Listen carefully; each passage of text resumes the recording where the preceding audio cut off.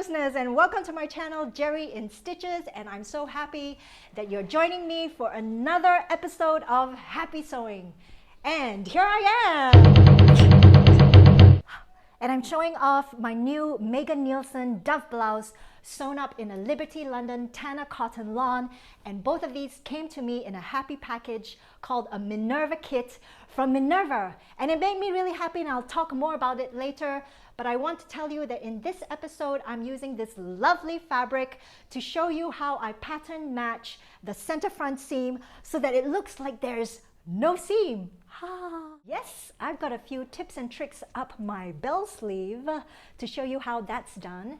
And if you want to go straight down to business and sew up a seemingly seamless seam, you can go straight to this timeline that you see on the screen right now. But just remember, the first tip is that before any sewing gets done, you have to do a dance to make the sewing gods happy. So here we go. What really excited me about this project is that it's my first time working with a Liberty London Tana cotton lawn, which makes sewing absolutely luxurious. And it is paired off in the Minerva kit with the Megan Nielsen Dove blouse. And for a full sewing pattern review, you can go to my blog geriinstitches.com to read all about it. The most challenging skill required in this sewing pattern is pattern matching if you're using a pattern fabric like this Tana cotton lawn. And the trick is making two pieces of fabric look like there isn't any seam joining them together at all. And this sewing pattern is definitely suitable for a confident beginner sewist. So before we start sewing, I want to say a quick word about these Minerva kits. I got this Minerva kit and it came not just with the fabric and the sewing pattern, but all the notions that you need to start sewing. So for this particular kit, the Dove blouse kit, it came with interfacing, thread, and needles.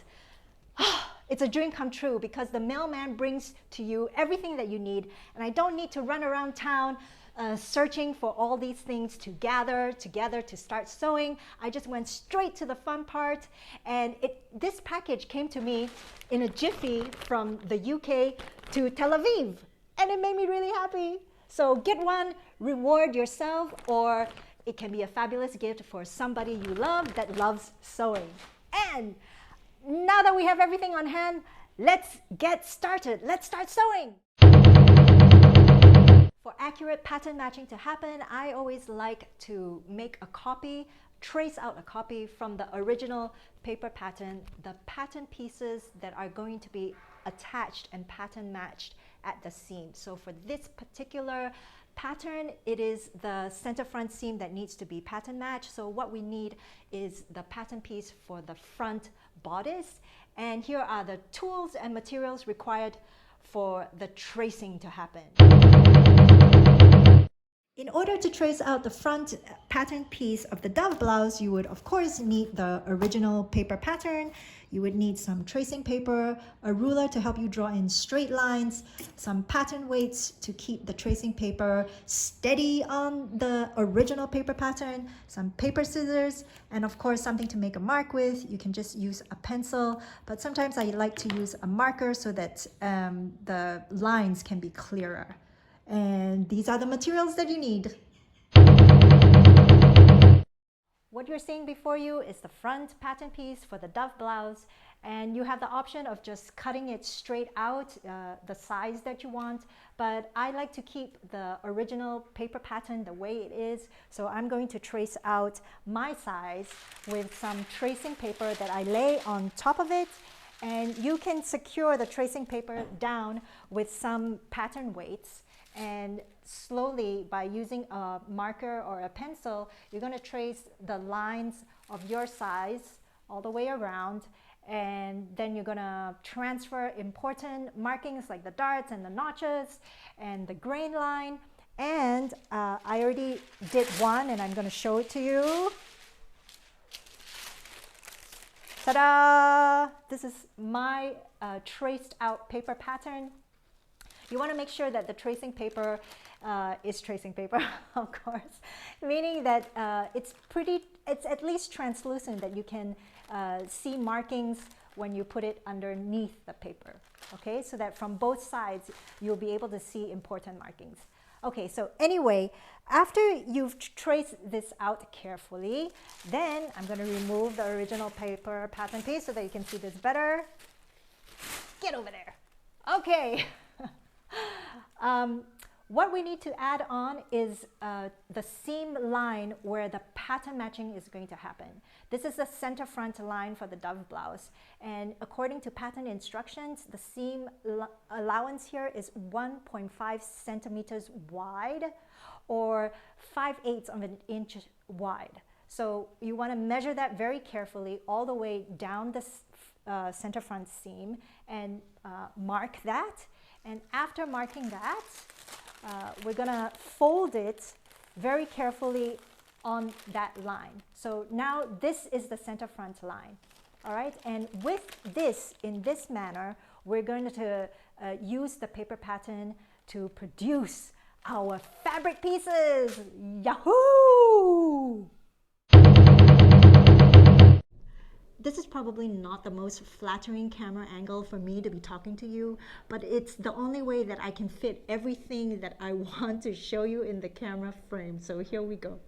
Now that we've cut out the paper pattern for the front of the blouse, we are ready to cut the fabric. But before we do that, we want to understand from the print of the fabric how to align the paper pattern on the fabric for cutting. So what do I mean by this? If we take a good look, you will see some repeated patterns on the fabric. So for example, there are these flowers here that are repeated patterns. And what really draws my eye is this thingamajig, which are like red umbrellas stacked up on top of each other. Visually, that's very appealing to me, so I think I want that as the centering visual focus. So I want to double check if that would work well by taking one of the patterns, and I'll just take one spot, let's say the top spot here, okay? And I want to measure that, that to the selvage. And that is about, sorry, that's upside down. No. Let me try again. Okay, that's about 13 1/8 of an inch. And then I'll take the next repeated pattern and I'll take the same spot and I'll measure it towards the selvage, and it's the same distance. And then if I join those 2 points together, that is actually, that would actually become the center line for my blouse. Now I'm doing this with an erasable marker. This is like a Pilot Friction pens, and I use this a lot. And you don't really need to draw the line. You can just like mark it visually, but I like it because it helps. And with this line drawn in, very clearly you can see that that becomes the center line so that we can pattern match easily. And the garbage men are making a lot of noise, but we'll pretend that's music. And so the seam line was folded, remember? We're gonna unfold it and make sure that I like the placement. I don't know if you can see it on camera, but underneath the tracing paper, I can see that that's a good placement for me. And then I'm gonna use pins now and pin it up, and I'm gonna cut it. And the best way to cut this is probably with a rotary cutter, so that you'll get a very clear, accurate cut line.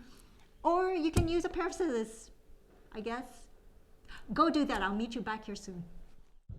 Alrighty, I got that done. I've got the right side of my blouse fabric cut out. And before I remove the pins so that I can cut the left side, there are a few things that I forgot to mention. Number one, whenever we are print or pattern matching fabric on the seam line, we always need to cut on a single layer with the right side of the fabric facing up. This is so that we can be as accurate as possible with the print or pattern matching. Also, before I move on to cutting the left side of the blouse, I want to make sure that I transfer all important markings with transfer paper and a tracing wheel onto the reverse side of the right side of the blouse. So for example, the dart is very important. I also want to make sure that I'm cutting into all relevant notches. And the most important for print or pattern matching is that I like that seam line that's going to be pattern matched to be on the reverse side and the front side of the fabric. So I do this with a tracing wheel and transfer paper as well. And as you can recall, I've already made that seam line with, where's that pen? With my erasable marker before cutting it out. So go ahead and do that and I'll be back.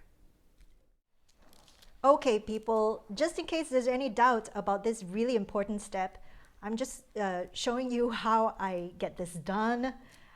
Basically, the transfer paper, the chalk side is facing up and the reverse side of the fabric is facing down so that we can get this seam line on the reverse side of the fabric. And just with your tracing wheel, you just want to go over the line all the way from top to bottom.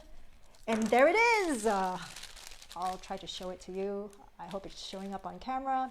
And that is going to be very important guide when I am basting and sewing it up. And moving on to the left side. Here we go. Okay, I've set this up so that I can show how I cut out the left side of the blouse. Now remember when we cut out the right side that the paper was facing this way. And so for the left side, you have to remember to flip it over because we are cutting out the mirrored version of it for the left side. Okay, and the paper pattern again will be folded at the seam line to begin with. And we're also going to be needing the fabric piece that we already cut out for the right side of the fabric to help us align the left side of the paper pattern onto the fabric. Okay, so this is how it's done. This right side of the blouse, remember the seam line? I pressed it by folding it under wrong sides together, and this edge, the folded edge, is the center line, and we're going to align this center line with the fabric as closely as possible. Now I'm obsessive compulsive about this, so it takes me ages to get this done.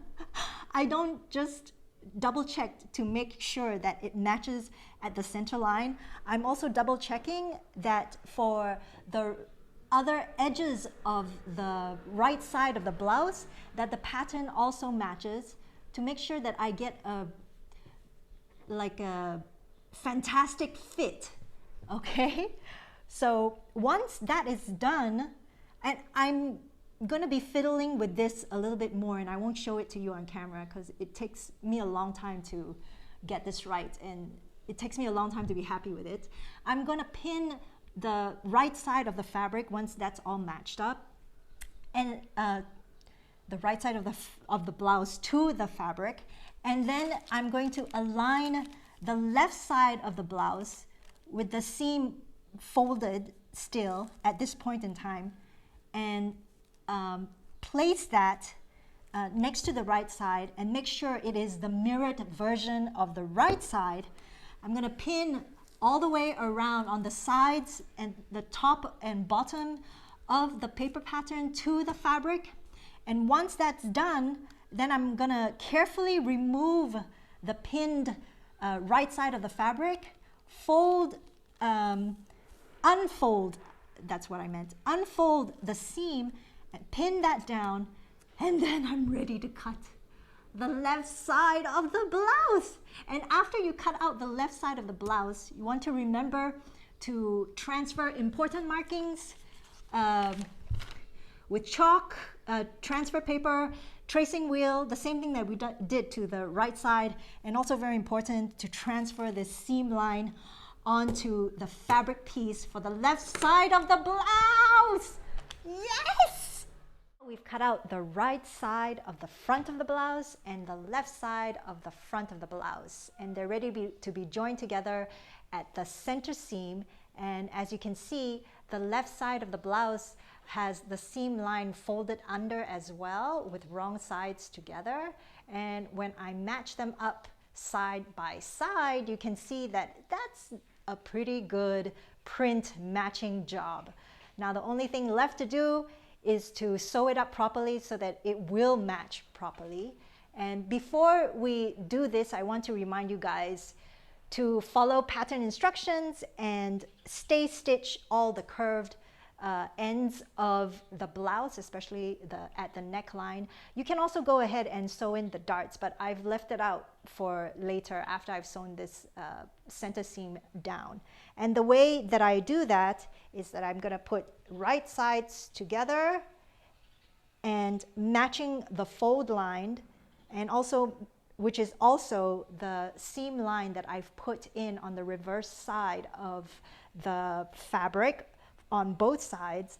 I'm going to pin this, and then I'm going to start hand basting. Here we go. Here's needle and thread.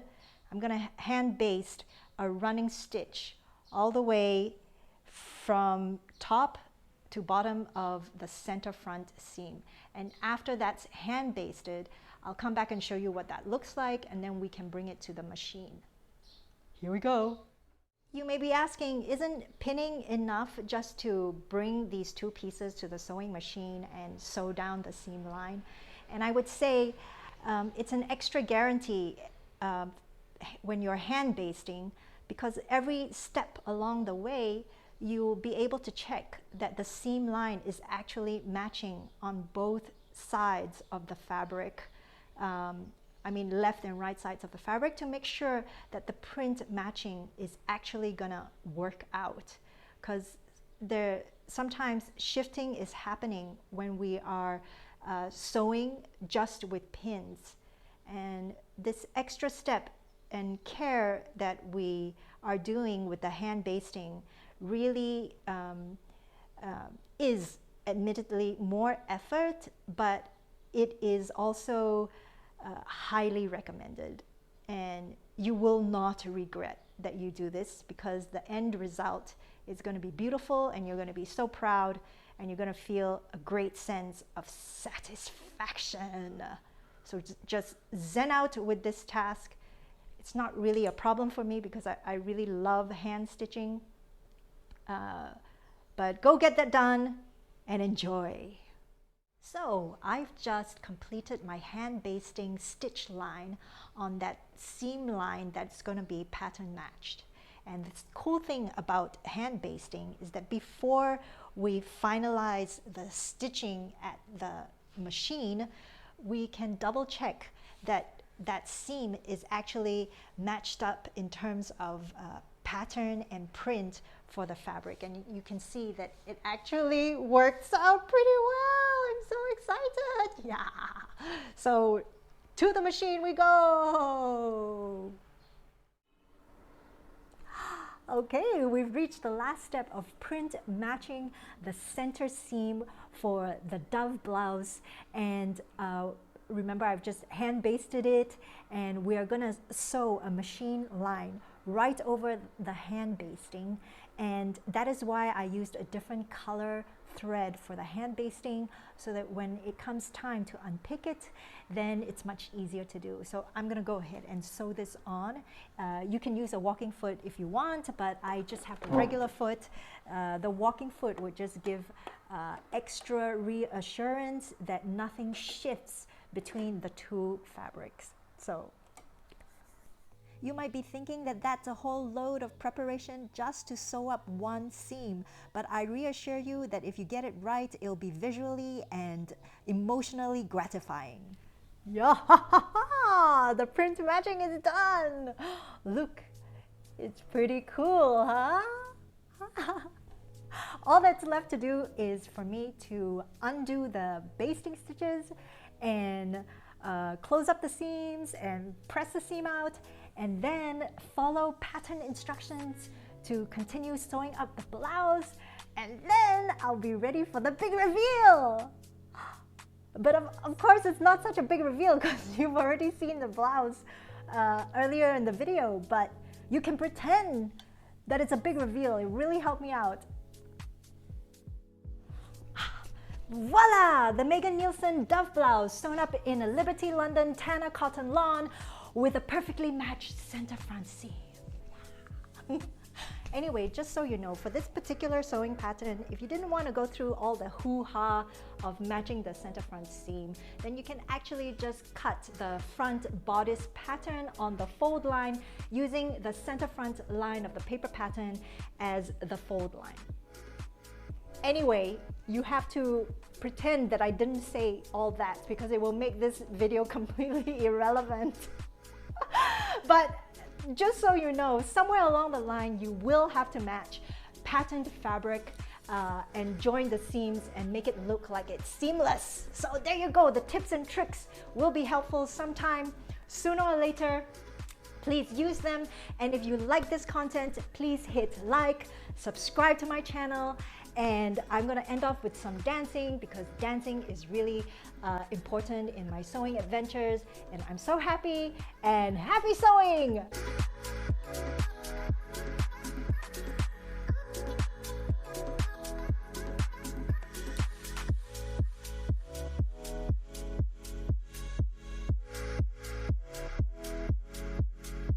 Anyway, remember, keep dancing!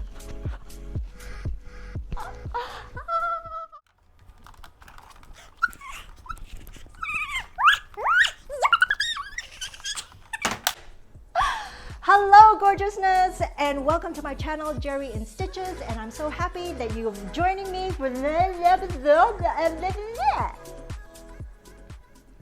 We always cut the paper pattern back. Oh wait, before I go away and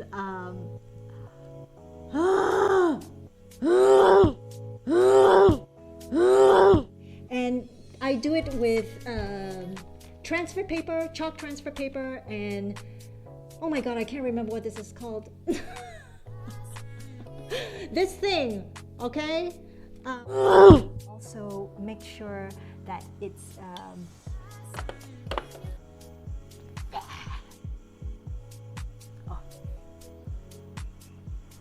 okay, we've reached to the for accurate mic check, here's a mic check, mic check, mic check, mic check, mic check.